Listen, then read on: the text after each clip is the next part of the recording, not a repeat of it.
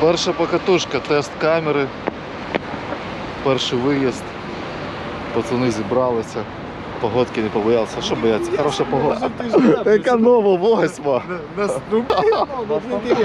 Коротше, потестимо медіамод, побачимо, як воно буде.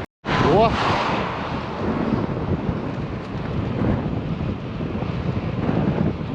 Тест мікрофона в русі. Проти вітра, але здається там передній мікрофон включений. Прикольно так незвично виїхати після 4 місяців на станку. Зовсім інші відчуття. Ну, здається, на перший погляд легше. Вітряно, звісно, як завжди весною. Зато вже сонечко якесь виходить. Цікаво, чи там щось буде мене чути, чи не буде.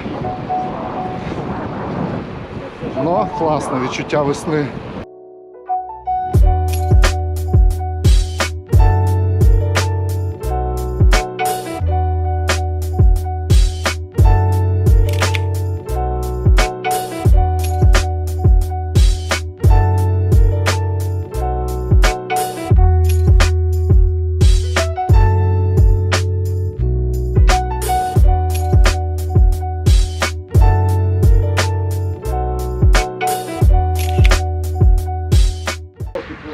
Так, заїхали на чайне коло, попили чаю,